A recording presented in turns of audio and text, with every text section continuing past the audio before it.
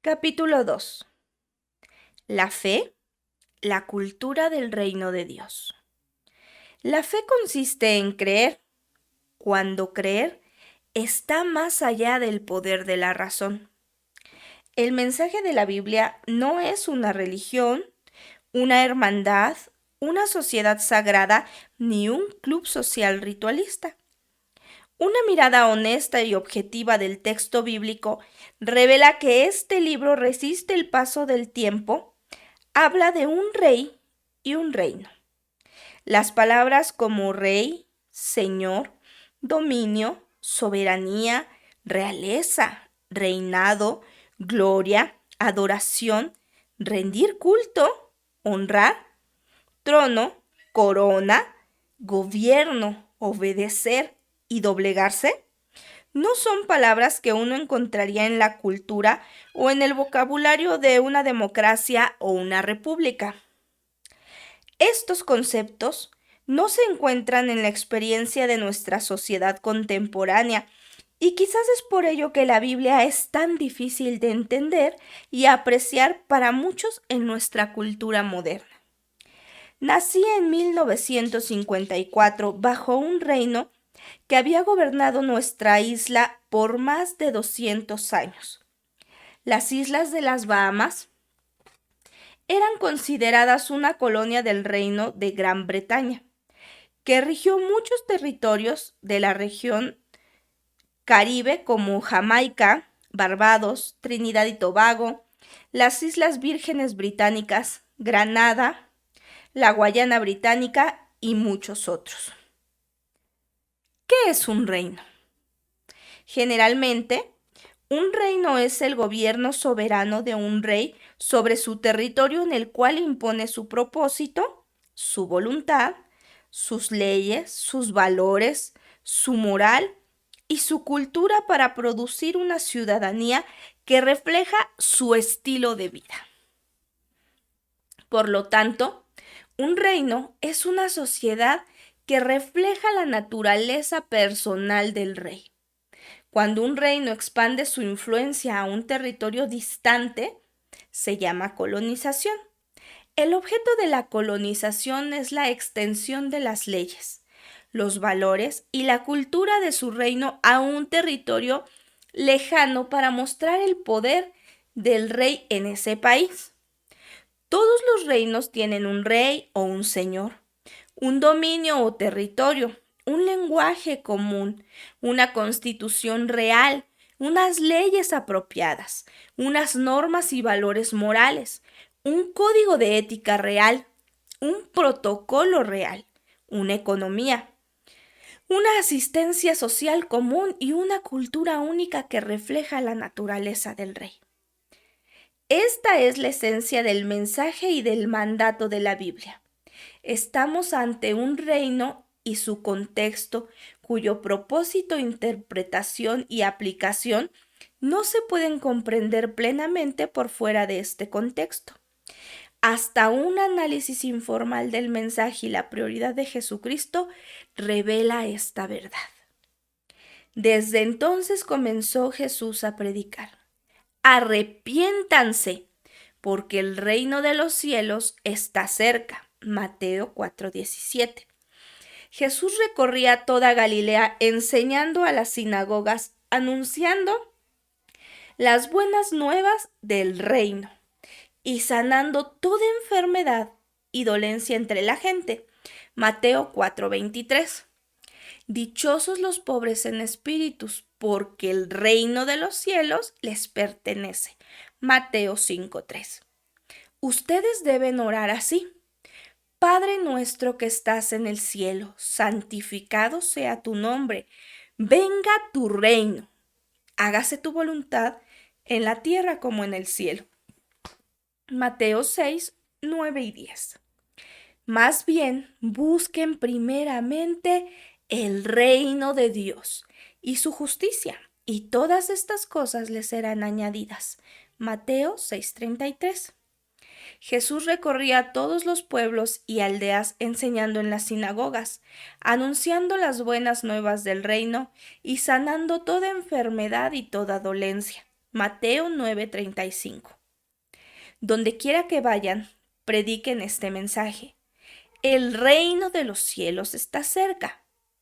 Sanen a los enfermos, resuciten a los muertos, limpien de su enfermedad a los que tienen lepra, expulsen a los demonios. Lo que ustedes recibieron gratis, denlo gratuitamente. Mateo 10, 7 y 8. En cambio, si expulso a los demonios por medio del Espíritu de Dios, eso significa que el reino de Dios ha llegado a ustedes. Mateo 12, 28.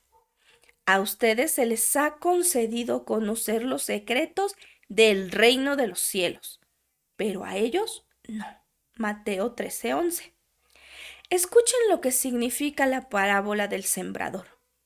Cuando alguien oye la palabra acerca del reino y no la entiende, viene el maligno y arrebata lo que se sembró en su corazón. Mateo 13, 18 y 19. Les contó otra parábola más. El reino de los cielos es como la levadura que una mujer tomó y mezcló en una gran cantidad de harina hasta que fermentó toda la masa. Mateo 13:33. Te daré las llaves del reino de los cielos. Todo lo que ates en la tierra quedará atado en el cielo y todo lo que desates en la tierra quedará desatado en el cielo. Mateo 16:19. Y este evangelio del reino se predicará en todo el mundo como testimonio a todas las naciones y entonces vendrá el fin. Mateo 24:14. Los anteriores son solo algunos ejemplos del mensaje de Jesús que detallan la prioridad del concepto del reino a su misión en la tierra. Jesús vino a la tierra para restaurar la colonia del reino celestial en este mundo, lo cual fue el propósito original de Dios y el mandato para el género humano. La caída de Adán y Eva tuvo como resultado la pérdida del gobierno del reino celestial en la tierra. Este mandato fue el que motivó a Dios, el Creador, a enviar de vuelta a su Hijo, el Rey, a la colonia, para restaurar la influencia, las leyes, los valores, el estilo de vida y la cultura del cielo en la tierra. Los ciudadanos celestiales solo se pueden apropiar del reino y de la cultura del cielo por medio del sistema monetario de la fe. Según el rey, las promesas y los privilegios de la vida en el reino se deben poner en marcha a través de la calidad de la fe. La fe es una de las claves principales del reino. Se hará con ustedes conforme a su fe. Mateo 9:29. La fe es uno de los conceptos más desfigurados, mal utilizados y más malinterpretados de la historia humana. La fe se ha percibido a lo largo de la historia de muchas maneras, tanto dentro como afuera de la religión. Algunas personas han violado, saqueado, robado, oprimido y asesinado a gran escala en nombre de la fe. Durante los últimos 100 años, más personas han sido asesinadas por su fe y en el nombre de la fe que en todos los siglos anteriores juntos de la historia. Y en muchos casos, los que cometieron los asesinatos los hicieron con la creencia de que servían a Dios como ocurría en las cruzadas. Hasta dentro de la iglesia cristiana se abusa y se malversa la fe para beneficios egoístas con tanta frecuencia que es atacada y despreciada por los que no la entienden. Por la misma razón, casi se ha erradicado la fe de la experiencia de muchos creyentes. La fe verdadera es un don de Dios, y la Biblia tiene muchas advertencias contra el uso de los dones de Dios para beneficio personal. La frase "la fe del reino", tal como se emplea en este libro, fue elegida a propósito para distinguirla de la fe común o fe religiosa. En su significado más general, la fe del reino es lo mismo que la fe verdadera. La fe que cambia la vida y no la fe en la religión, sino en el reino de Dios. Esta fe es la cultura que comparten todos los verdaderos ciudadanos del reino. Una vez más, permítame subrayar que el reino de Dios no es una religión. El cristianismo es una religión. El reino de Dios es un país, un reino.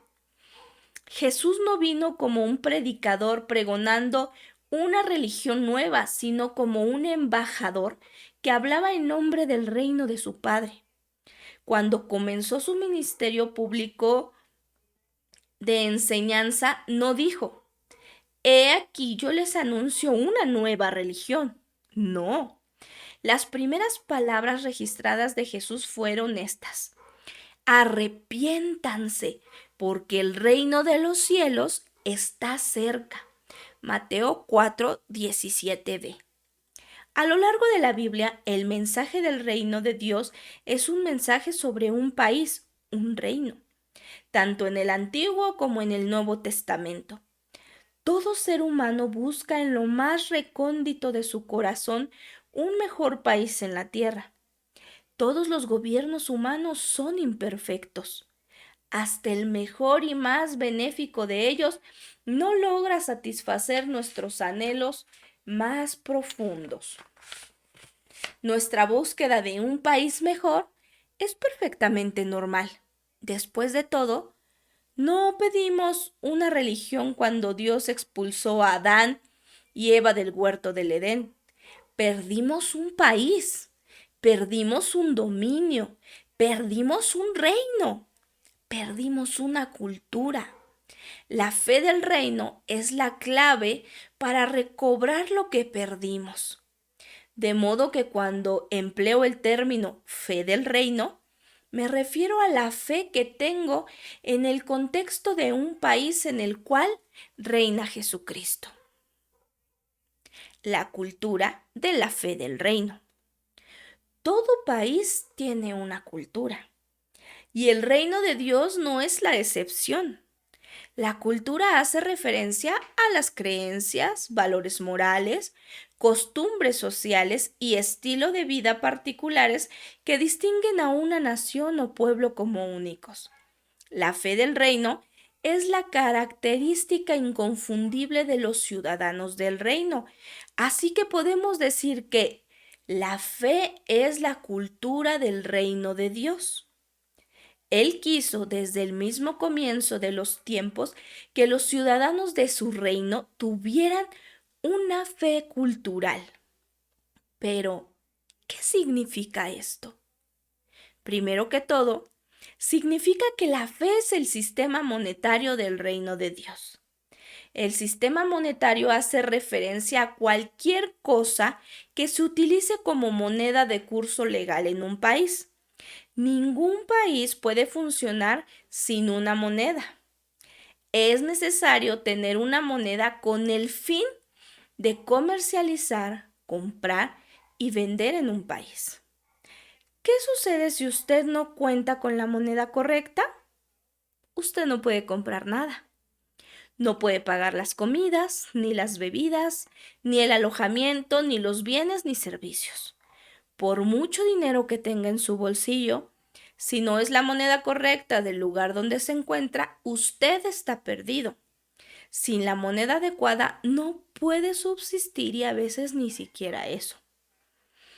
¿Cómo llamamos a las personas que no tienen dinero? Las llamamos pobres. En la cultura terrenal, los pobres son las personas que no tienen dinero. Sin embargo, en el reino de Dios, la pobreza no se mide en términos de falta de dinero, sino de falta de fe. Las personas sin fe son pobres en el reino de Dios sin reparar en cuánto dinero tengan en su cuenta bancaria. La falta de fe es peor que la falta de riqueza. Cuando un joven rico le pregunta a Jesús qué debía hacer para encontrar la vida eterna, Jesús le respondió: si quieres ser perfecto, anda, vende lo que tienes y dáselo a los pobres y tendrás tesoros en el cielo. Luego ven y sígueme. Mateo 19:21. Básicamente lo que Jesús le dijo al hombre fue: no confíes en tus riquezas, confía en mí. Entonces encontrarás la verdadera riqueza. Las riquezas terrenales no perdurarán. La fe del reino sí perdura, porque pertenece al tesoro real del único dueño del universo. ¿Por qué es más importante la fe que la riqueza terrenal? La riqueza es siempre pasajera y la pueden robar. Se puede perder o se puede depreciar en valor, como ocurre con la crisis económica global del 2008 al 2009.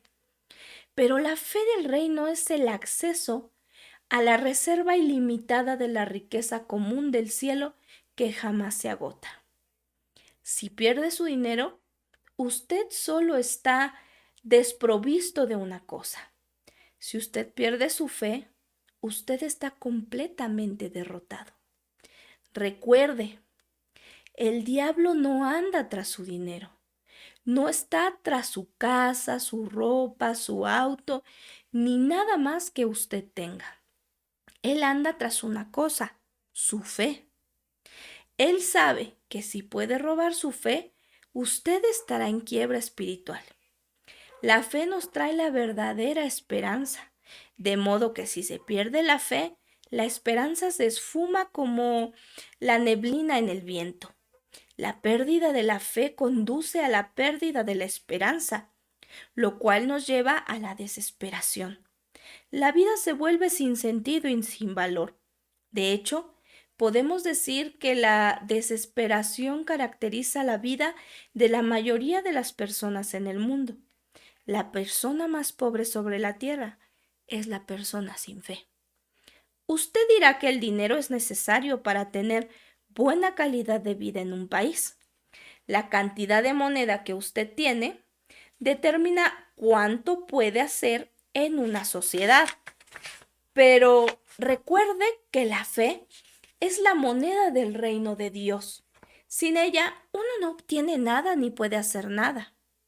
Sin fe, la vida y la riqueza del reino de Dios están vedadas para usted.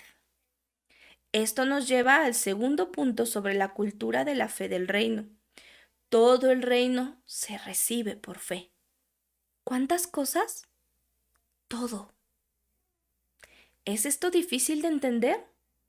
Entonces démosle la vuelta completa. Nada en el reino se recibe sin fe. Este es un concepto crucial. Sin moneda uno no hace nada. De hecho, uno de los principios fundamentales del comercio y de las finanzas es que uno debe tener dinero con el fin de ganar más dinero. Es por eso que un banco no le hace un préstamo a menos que usted pueda pagar por cuenta propia una cuota inicial del 10 o del 20% de la suma prestada. Recuerde la pregunta de Jesús. Cuando venga el Hijo del Hombre, ¿encontrará fe en la tierra? Lucas 18, 8b. Cuando regrese Jesús, ¿estará toda la tierra en la quiebra por falta de la moneda más importante de todas, la fe? Todo en el reino se recibe mediante la fe, y nada en el reino se recibe sin ella. Si la fe es la moneda del reino, entonces la fe es necesaria para vivir en el reino. Tal como lo dije anteriormente, si perdemos la fe estamos espiritualmente en la bancarrota, lo cual nos deja desprovistos e incompatibles para la vida del reino. Satanás ataca solamente para robarnos nuestra fe. Lo hizo con Job. Entonces, ¿por qué no lo haría con usted o conmigo? ¿Por qué haría Satanás que se queme su casa? Para que deje de confiar en Dios. ¿Por qué pondría una enfermedad en su cuerpo y lo atacaría con una infección? Para que deje de creer en Dios y que Dios lo puede sanar. ¿Por qué traería un revés financiero a su vida? Para que deje de creer en Dios y deje de creer que Dios puede suplir sus necesidades. Satanás anda tras su fe porque sabe que vivimos por ella. Invertimos la fe en las cosas del reino de Dios. Esa es la forma en que vivimos con Dios. La fe es necesaria en el reino de Dios porque sin ella no se pueden poner en marcha los principios del reino. Todo país tiene una constitución nacional. La Biblia es la constitución del reino de Dios. La constitución tiene preceptos y leyes mediante los cuales se rige un país. Para que los ciudadanos de un país vivan eficazmente y disfruten de los beneficios completos de su ciudadanía, es importante que conozcan las leyes del país y sepan cómo funcionan. La fe pone en marcha las leyes en el reino de Dios. Sin la fe, nada que esté en la Constitución puede tener valor. Aparte de la fe, las leyes, las promesas y la revelación de la palabra de Dios son solo palabras en una página escrita. La fe las vivifica a medida que el espíritu de la fe les infunde pasión en nuestro corazón. Es por eso que aún algunos no creyentes pueden leer la Biblia, estudiarla y hasta citarla tan bien o mejor que usted o yo, pero sin ningún efecto positivo sobre su vida, porque la fe es el motor que activa la ley de Dios. La fe es la llave que acciona todas las promesas y los principios del reino. No podemos vivir realmente la vida del reino a menos que entendamos y empleemos apropiadamente la fe. Entonces, para resumir, la fe es el estilo de vida del reino. Dicho de otro modo, la fe es el estilo mediante el cual vivimos y que usamos diariamente como una prenda de vestir. Es la manera en que manifestamos la cultura del reino. La fe nos mantiene vivos. La otra definición de la fe. La palabra fe se emplea para describir muchos conceptos en la vida. Por ejemplo, la fe hace referencia normalmente a un conjunto formal de creencias o a una religión establecida como la fe cristiana. Mantener la fe significa abrazar firmemente su sistema de creencias o su compromiso religioso. El término movimiento de la fe hace referencia a una aceptación de un régimen de creencias que magnifica el poder de la fe al estatus de una doctrina. Todos estos son expresiones legítimas que sirven para definir las experiencias individuales y colectivas de millones de personas. El concepto de la fe ha despertado gran interés a lo largo de la historia, pero sobre todo en los últimos 40 años. Y hasta ha sido el tema de análisis doctrinal que dio a luz importantes movimientos y organizaciones religiosas. El avivamiento del enfoque sobre la fe que dio origen a lo que se conoce en el mundo occidental como el movimiento de la fe. Este movimiento ha tenido un impacto positivo en la vida de millones de creyentes por todo el mundo. Este redescubrimiento de la fe como un componente principal de la experiencia religiosa occidental trajo de vuelta a muchos hombres y mujeres a la importancia de la fe en la relación de la humanidad con Dios.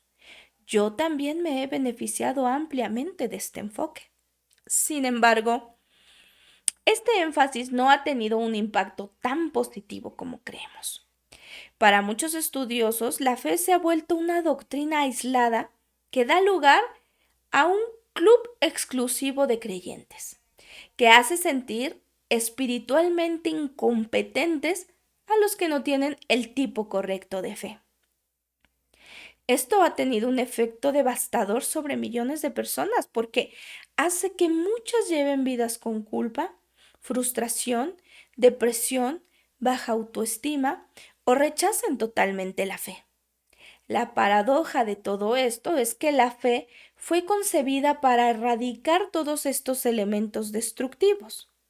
La fe, que debe engendrar esperanza, produce en cambio un sentido de intranquilidad y desesperanza. Quizás el problema real es que nunca se tuvo la intención de que la fe fuera una doctrina o un mensaje aislado, sino una experiencia natural integrada dentro del panorama general del plan de Dios para la humanidad. El mismo Jesucristo jamás enseñó la fe como un componente aislado, sino siempre dentro del contexto de su mensaje principal, el reino. Su posición pareció ser que la fe era una parte normal de la vida en el reino. En esencia, el concepto de la fe no se debe separar del contexto del reino y solo puede tener su efecto máximo en su papel fundamental de apropiarse de las promesas del gobierno de Dios en la tierra. Pero, ¿qué es exactamente la fe? ¿Cómo la definiremos de una forma que sea verdaderamente significativa? El autor de la carta a los Hebreos en el Nuevo Testamento la definió de esta manera. Ahora bien, la fe es la garantía de lo que se espera, la certeza de lo que no se ve. Hebreos 11:1. La palabra hebrea más común para denotar la fe es amor, mientras que la palabra griega que se emplea con más frecuencia en el Nuevo Testamento para la fe es pistis. En verdad, pistis significa creencia, pero la fe es mucho más que una creencia, un consentimiento o una aceptación mental. Pistis hace referencia a una convicción, esto es, una creencia profunda. También significa estar persuadido. Alguien que tiene la fe pistis está persuadido a un nivel profundo de convicción de que algo es cierto. La verdadera fe también significa una esperanza segura. Note que la gente pone sus esperanzas en cosas vanas como el dinero, la belleza, etc. Pero, ¿no es esto contradictorio? No es contradictorio desde la perspectiva bíblica. Tendemos a pensar que la esperanza es algo que deseamos aunque no tengamos la certeza de que lo recibiremos. Espero conseguir un trabajo nuevo. Cuidado, la esperanza bíblica es diferente. La esperanza bíblica es segura y cierta porque está aferrada a la integridad y a las promesas de Dios. Quizás no lo veamos todavía, pero sabemos que vendrá porque Dios lo dijo. El apóstol Pablo dijo de la esperanza, porque en esa esperanza fuimos salvados. Pero la esperanza que se ve ya no es esperanza. ¿Quién espera lo que ya tiene? Pero si esperamos lo que todavía no tenemos, en la espera mostramos nuestra constancia. Romanos 8, 24 y 25. Y una vez más, el autor de Hebreos dijo, tenemos como firme y segura ancla del alma una esperanza que penetre hasta detrás de la cortina del santuario, hasta donde Jesús, el precursor, entró por nosotros. Hebreos 6, 19 al 20a. La esperanza es una parte importante de la fe del reino. Y como está anclada en un Dios que no miente y que nunca cambia, es tan innegable para nosotros como si ya la tuviéramos en nuestras manos. La fe pistis también significa determinación, porque se basa en una esperanza que nos lleva a actuar decididamente. Estar determinado es llegar a una decisión o una conclusión final sobre algo. Mi determinación dice, sé que Dios cumplirá su palabra. No sé cómo, cuándo, ni dónde lo hará, pero una cosa sé, Él lo hará. La tragedia para la mayor parte de la iglesia moderna es que la fe de muchos creyentes profesos no alcanza este nivel de convicción. ¿Y qué de la suya? ¿Confía en la riqueza, las circunstancias y en las cosas que puede ver? ¿O su fe está anclada en la persona de Jesucristo, que no miente y que es el mismo ayer y hoy y por los siglos. Hebreos 13:8. Veamos cómo funciona esto. Si usted espera que llueva, ¿qué hace? Usted lleva un paraguas. El cielo puede estar despejado y el sol radiante, pero si el pronóstico del tiempo prevé chubascos y usted lo cree, usted va a salir de la casa preparado para la lluvia. Las personas quizás lo verán caminando con un paraguas en un día de sol radiante y pensarán que está loco, pero usted sabe algo que ellos no saben. Y usted está preparado para ello. Cuando uno tiene fe, uno se prepara de antemano para lo que va a suceder porque sabe que llegará. Algunas personas dicen que confían que Dios los cuide, pero no hacen nada para prepararse para el futuro ni para las tormentas que vendrán con seguridad. Esto no es fe, esto es presunción, esto es una necedad. La fe es la esperanza segura que lo lleva a usted a la acción. Es por eso que la Biblia dice que la fe sin obras está muerta. Ver Santiago 2:26. Las buenas acciones o las buenas obras no son sustitutas de la fe. La fe verdadera, la fe del reino, se traduce en acciones y buenas obras. La fe del reino produce buenas obras, no al revés.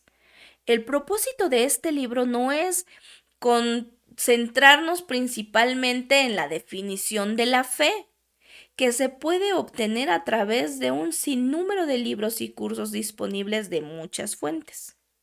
Mi propósito principal con esta obra es restablecer la fe en el contexto del panorama general del reino de Dios y la extensión de este reino en la tierra para depurar la fe de su aislamiento extremo y reajustarla en la cultura y en la naturaleza de la vida del reino. La fe es para el reino como el oxígeno para la humanidad, como el dinero para la economía, como el agua para los peces. Sin la fe uno no puede negociar con el gobierno del reino del cielo. El principio de la fe del reino es simple. Uno no se puede apropiar de lo que no cree. Uno no puede depender lo que no espera. Así como uno no puede vivir sin dinero en la economía de un país, uno no puede vivir en el reino de Dios sin la moneda de la fe. La fe del reino en acción. La fe del reino nos da acceso a todos los derechos, privilegios y beneficios del reino de Dios, a todo lo prometido en la Constitución, la Biblia. Es por eso que es muy importante que entendamos que la fe del reino es y debe ser un estilo de vida. Los ciudadanos con la moneda correcta pueden obtener cualquier cosa que ofrezca el reino. Todo lo que tienen que hacer es pedir. Miremos un ejemplo del Nuevo Testamento. Al irse Jesús de allí, 2 ciegos lo siguieron gritándole: «Ten compasión de nosotros, hijo de David». Cuando entró en la casa, se le acercaron los ciegos y él les preguntó: «¿Creen que puedo sanarlos?». «Sí, Señor», le respondieron. Entonces les tocó los ojos y les dijo: «Se hará con ustedes conforme a su fe». Y recobraron la vista. Mateo 9, 27 al 30. No hay nada misterioso sobre la fe del reino. Es clara, práctica y no tiene nada que ver con la religión ni el ritual religioso. Jesús no les hizo ninguna pregunta religiosa a los 2 ciegos cuando lo buscaron para recobrar la vista. No les preguntó cuántas oraciones habían hecho ni cuánto dinero habían dado al templo. Hizo una pregunta sencilla que no era religiosa. ¿Crees que puedo sanarlos? Eso fue todo. En esencia, Jesús les preguntó: ¿pueden pagar el precio por recobrar la vista? Recuerde que la fe es la moneda del reino. Estos dos ciegos buscaban un beneficio del reino, integridad del cuerpo, pero necesitaban la moneda correcta. Y esa moneda era la fe. Por decirlo de otra manera, Jesús les dijo: ¿quieren recobrar la vista? Muéstrenme su dinero. Y ellos dijeron: aquí está, Señor, creemos. Y Jesús dijo: está bien, es suficiente. Y Él les restableció la vista. Hicieron una transacción en el negocio del reino con la moneda del reino y obtuvieron lo que buscaban. La fe del reino en realidad no es más que los ciudadanos del reino que creen en las promesas legales de su gobierno que se encuentran en la constitución de la palabra y reclaman sus derechos bajo la ley. Fíjese cómo los dos ciegos abordaron a Jesús. Primero lo llamaron el Hijo de David, reconociendo que Jesús era el rey porque descendía del linaje real de David. Hijo de David. Fue otra frase que se entendió en la época de Jesús para referirse al Mesías, el Rey y Salvador prometido de Israel. Los ciegos también llamaron a Jesús Señor, que significa dueño. Reconocieron al emplear este título que Jesús de hecho era el Rey y dueño legítimo de todas las cosas, incluyendo a ellos mismos. En realidad, al llamar a Jesús Señor, dijeron: usted es nuestro dueño y somos ciegos, lo cual quiere decir que usted es dueño de nuestra ceguera. Esto presionó a Jesús, porque la reputación del rey depende en parte del bienestar y la calidad de vida de su pueblo. Estos dos hombres llegaron como ciudadanos del reino para reclamar su derecho real de bienestar. Pagaron con la moneda de la fe y se marcharon íntegros. Algunas personas se acercan a Dios para obtener cosas, pero no quieren que Dios sea su dueño. Bendíceme, Señor, pero no te metas en mi vida. No toques mis relaciones, no te enredes en mis negocios. Y Dios dice: un momento, ¿quién crees que soy? Esta es una pregunta seria. ¿Quién es Dios para usted? Para la fe religiosa, Dios es un Papá Noel celestial a quien se recurre para obtener cosas. La fe del reino dice, sin embargo, Dios es el Señor y el Rey, Creador soberano y dueño de todas las cosas. Jesús dijo: por eso les digo, crean que ya han recibido todo lo que están pidiendo. Deseen en oración y lo obtendrán. Marcos 11:24. Muchas personas malinterpretan y emplean mal este versículo, pensando que significa que pueden exigir egoístamente cualquier cosa que quieran de Dios. Están equivocados. Las Escrituras también declaran que debemos pedir en el nombre de Jesús, ver Juan 14:13, lo cual debe ser conforme a su carácter y de acuerdo con la voluntad de Dios, ver primera de Juan 5:14. El deseo tiene que ver con una pasión profunda, mientras que un interés despreocupado exhibe una actitud de tómalo o déjalo. El deseo es el impulso interno que dice: no voy a dejarlo escapar hasta que lo obtenga. Jesús les preguntó a los dos ciegos: ¿creen que puedo hacer esto? Otra pregunta tácita pero implícita es: ¿con cuánta ansiedad lo quieren? El nivel de lo que recibimos en el reino está determinado por la cuantía de lo que creemos. Cuanta más fe ejercemos, más moneda que negociemos, mayor será nuestra experiencia de la vida del reino. Si perdemos la fe, no podremos obtener nada del reino de Dios. Es por eso que Satanás anda tras nuestra fe. Los enemigos de la fe. En su campaña implacable por destruir la fe, Satanás utiliza dos armas poderosas, dos enemigos devastadores de la fe: el temor y la duda. El temor y la duda están relacionados. Siempre que aparece uno, el otro no está muy lejos. Una de las estrategias principales de Satanás para robar la fe es tratar de sembrar temor en nuestra vida. Él toma todo tipo de medidas drásticas y trae toda clase de adversidad a nuestro camino para asustarnos, porque sabe que donde hay temor no hay fe. El temor produce tormento y el tormento provoca desesperanza. Una sensación de que no hay salida al tormento actual. Otra palabra para denotar tormento es preocupación. La preocupación prolongada y no aliviada produce todo tipo de problemas de salud.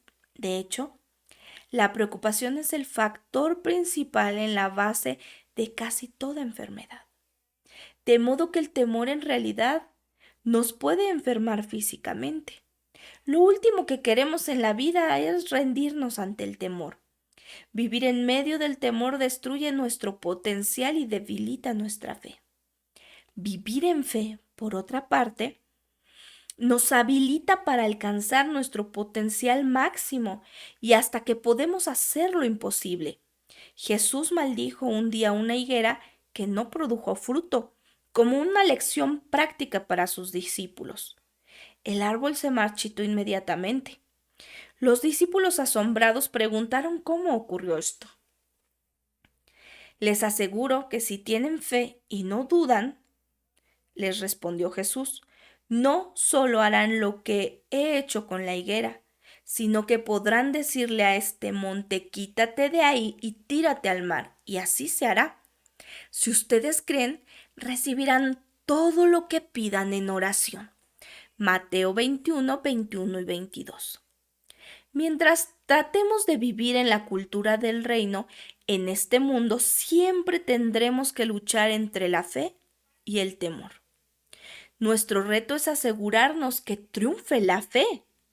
El temor nos mantendrá alejados de la montaña. La fe moverá la montaña. No creo que Jesús hablaba necesariamente de montañas físicas, aunque eso también pudo ser una posibilidad. Él hablaba de cualquier cosa que parece una montaña para nosotros. Cualquier cosa que parece ser impenetrable, que parece destruir nuestro progreso. La fe del reino quitará todos los obstáculos. Quizás no todos desaparezcan enseguida, pero al final triunfa la fe. La fe es la victoria que vence al mundo.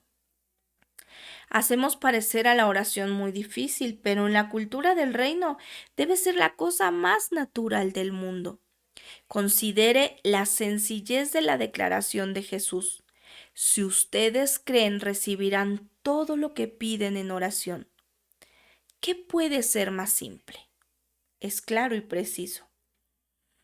El único requisito para la eficacia en la oración es la fe. Si cree, si ejercita la fe del reino, entonces ni Satanás ni todos los poderes del infierno podrán detenerlo. El temor no puede resistir la presencia de la fe. Sabemos mediante la fe que Dios es amor y que Él nos ama. La fe nos enseña a amar a Dios y a medida que esta relación de amor crece, huye el temor porque el amor echa fuera el temor. En el amor no hay temor, sino que el amor perfecto echa fuera el temor. El que teme espera el castigo, así que no ha sido perfeccionado en el amor. Primera de Juan 4:18. La fe del reino debe vencer la duda y las pruebas. Todos en la tierra pasamos por pruebas. Las pruebas y las dificultades son la suerte común del género humano. Ninguno de nosotros es inmune. Ninguno de nosotros estamos exentos, aunque quizás no tengamos control sobre cuándo, dónde y cómo lleguen las pruebas. Tenemos control sobre cómo respondemos ante ellas. Las pruebas fortalecen o quebrantan nuestra fe. Si vamos más al grano, las pruebas demuestran o revelan el tipo de fe que tenemos. La fe del reino está sujeta a la roca de Cristo que resistirá. Otro tipo de fe no lo hará. Debemos decidir entre la fe y el temor. Siempre que enfrentamos una crisis de algún tipo, Jesús entiende esto. Y es por eso que a menudo dice, no temas. Jairo, un jefe de la sinagoga, le pidió a Jesús un día que fuera a su casa y sanara a su hija que estaba muy enferma. Cuando estaba de camino llegaron unos mensajeros para informarle que la niña había muerto. Entonces, estos le siguieron a Jairo que no siguiera, molestando a Jesús. Jesús pensó diferente. Sin hacer caso de la noticia, Jesús le dijo al jefe de la sinagoga, no tengas miedo, cree nada más. Marcos 5:36. Luego, él ingresó a la casa de Jairo y resucitó a su hija. Vigile constantemente su fe. Las personas tratarán de disuadirlo de su creencia. El temor y la duda son dos grandes enemigos y siempre están listos y agazapados justo afuera de su puerta para atacar. Conozco el temor y la duda como todos los demás y sé cuán poderosos son. El doctor le da el diagnóstico: cáncer. Su jefe le dice que fue despedido. Su casa queda reducida a cenizas y pierde todo. Sucede algo así y el suelo se hunde bajo sus pies. Se desmorona todo el mundo. El temor brota en un interior y amenaza como abrumarlo. Antes de que siquiera pueda pensar al respecto, Jesús dice, entiendo, sé que tienes miedo. No tengas miedo, confía en mí, cambia tu temor por fe. La decisión siempre está allí. En cualquier situación de crisis, el temor o la fe. Escoja la fe. No siempre será fácil porque el temor luchará con usted a brazo partido, pero no se rinda, defiéndase, pelee la batalla de la fe. La batalla de la fe. La lucha entre la fe y el temor es la única batalla que en realidad tenemos en la vida. Ni siquiera luchamos contra el diablo. Él solo nos hace pensar que sí lo hacemos. El apóstol Pablo animó a Timoteo, su joven protegido. Pelea la buena batalla de la fe. Primera de Timoteo 6:12a. Pablo también puso en práctica lo que predicó. Hacia el final de su vida, Pablo le testificó a Timoteo: he peleado la buena batalla. He terminado la carrera. Me he mantenido en la fe. Segunda de Timoteo 4:7. Pablo escribió con relación a esta batalla: porque nuestra lucha no es contra seres humanos, sino contra poderes, contra autoridades, contra potestades que dominan este mundo de tinieblas, contra fuerzas espirituales malignas en las regiones celestiales. Efesios 6:12. Los enemigos espirituales exigen armas espirituales. Pues aunque vivimos en el mundo, no libramos batallas como lo hace el mundo. Las armas con que luchamos no son del mundo, sino que tienen el poder divino para derribar fortalezas. Destruimos argumentos y toda altivez que se levanta contra el conocimiento de Dios y llevamos cautivo todo pensamiento para que se someta a Cristo. Segunda de Corintios 10:3-5. La fortaleza a que se refiere Pablo son las fortalezas mentales, maneras arraigadas de pensar que el diablo usa para engañarnos en cuanto a la naturaleza de nuestra lucha, así como a la identidad de nuestros enemigos. Las pruebas de la vida, la enfermedad, la pérdida de un empleo, un revés financiero, hijos rebeldes y similares, no son nuestros enemigos. Nuestros enemigos son los poderes espirituales malignos de la oscuridad que aprovechan las pruebas para infundir temor y duda en nuestro corazón con el propósito de hacernos perder la esperanza. Es por eso que necesitamos el poder divino, el poder de Cristo, para derribar esas fortalezas mentales y sustituirlas con maneras nuevas de pensar basadas en la fe. La fe del reino es tan poderosa que hasta quita el temor a la muerte. Tanto la Biblia como la historia posterior están llenas de testimonios de creyentes que se enfrentaron a la muerte valientemente. Ellos, llenos de confianza y hasta con una expectativa gozosa, porque por la fe sabían que la muerte no era el final, sino el comienzo. La muerte física no significa nada para el ciudadano del reino. Es simplemente la entrada para el otro lado, la vida en abundancia total. Como creyentes, no perdemos cuando morimos, ganamos. A veces medimos a Dios en este lado y olvidamos que Él es aún superior al otro lado. Pablo supo que esto era cierto, por lo cual pudo escribir en perfecta paz, porque para mí el vivir es Cristo y el morir es ganancia. Filipenses 1:21. La fe es la victoria que conduce a la salvación pura, completa y total. No deje que el temor y la duda gobiernen su vida. Estos son ladrones de la fe. Una razón por la cual muchas personas tienen un problema con la fe es porque ésta parece estar contra la institución. La institución en contra de la intuición. Aparentemente va contra el pensamiento racional. El mundo tiende a tomar las apariencias externas y las circunstancias en sentido liberal. No obstante, la apariencia es por lo general engañosa. Jamás podremos conocer la verdad de alguna situación hasta que la veamos desde la perspectiva de Dios, y esto requiere de fe.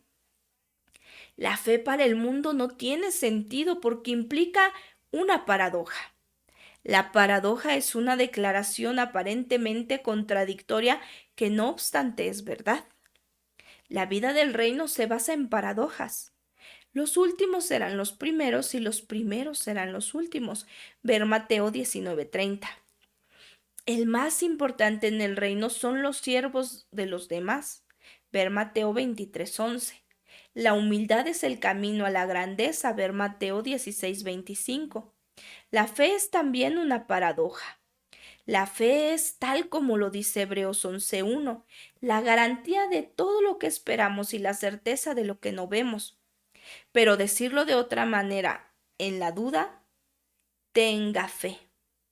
Cuando no sepa qué hacer, crea. Cuando nada tenga sentido, confíe. Es importante dónde depositamos nuestra fe. Tal como lo vimos en el capítulo 1, Jesús dijo: tengan fe en Dios, Marcos 11:22. No confíe en las cosas ni en la gente, sino en Dios. Él solo es inquebrantable. Las personas lo defraudarán, los sistemas fracasarán, los empleados desaparecerán. Deposite su fe en Dios. Su reino jamás caerá. Dios jamás le fallará. Él es firme. Él es estable. Dios es eterno. La fe, no las señales. Tal como lo hemos visto, la fe en Dios significa confiar en su persona, no en sus suministros. Significa creerle por lo que es Él, no por lo que hace. La fe que siempre busca señales es una fe inmadura. Recuerde, la fe del reino cree en lo que se espera y que aún no se ha visto. Jesús le dio una respuesta sorprendente a un hombre que un día fue a su encuentro para pedirle un milagro. Y volvió otra vez Jesús a Cana de Galilea, donde había convertido el agua en vino. Había allí un funcionario real, cuyo hijo estaba enfermo en Capernaum. Cuando este hombre se enteró de que Jesús había llegado a Judea en Galilea, fue a su encuentro y le suplicó que bajara a sanar a su hijo, pues estaba a punto de morir. Ustedes nunca van a creer si no ven señales y prodigios, les dijo Jesús. Juan 4:46 al 48. ¿No suena áspero? Un hombre temeroso y angustiado va donde Jesús para pedirle que sane a su hijo moribundo y Jesús les dice, nunca van a creer si no ven un milagro. Aquí hay un hombre con un problema y uno pensaría que Jesús respondería con compasión. Con toda certeza Jesús debió lamentarse muchas veces por la falta de fe que encontró en las personas que lo seguían en tropel. No cabe duda que estaba cansado de que ellos se le acercaran a pedirle cosas. Pero había algo más que estaba sucediendo. Jesús estaba probando la fe y la motivación del hombre que buscaba su ayuda. El hombre pasó la prueba. Señor, rogó el funcionario, baja antes de que muera mi hijo. Vuelve a casa, que tu hijo vive, le dijo Jesús. El hombre creyó lo que Jesús le dijo y se fue. Cuando se dirigía a su casa, sus siervos salieron a su encuentro y le dieron la noticia de que su hijo estaba vivo. Cuando les preguntó a qué hora había comenzado su hijo a sentirse mejor, le contestaron, ayer a la 1 de la tarde se le quitó la fiebre. Entonces el padre se dio cuenta de que precisamente a esa hora Jesús le había dicho, tu hijo vive. Así que creyó él con toda su familia. Juan 4:49 al 53. La única preocupación de este padre afligido era la vida de su hijo moribundo. No estaba tras una demostración llamativa ni un milagro impresionante. Solo quería que su hijo estuviera bien otra vez. Jesús le respondió, ahora con compasión, se acabó la prueba. Le dijo al hombre que se fuera a su casa y le aseguró que su hijo viviría. Fíjese que el hombre aceptó lo que Jesús dijo y se marchó. Su petición original era que Jesús fuera y sanara a su hijo. Jesús dijo en lugar de eso, vuelve, tu hijo vive. Esto fue suficiente para el hombre. Su partida llena de confianza, basada en las promesas de Jesús, demostró que no tenía fe en los milagros, sino en el Dios de los milagros.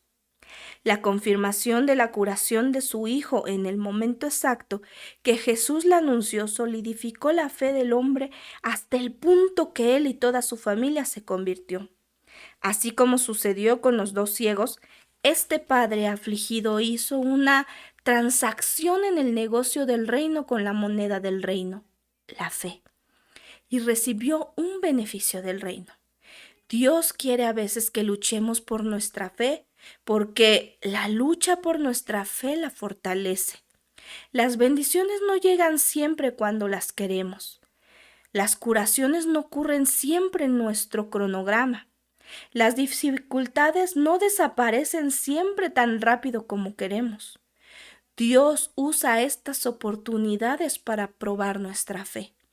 Él pregunta, ¿confías en mí, pase lo que pase? ¿Aún vas a creer si no obtienes lo que deseas y de la forma que esperas? Él quiere ver nuestra fe en marcha y que ésta funcione.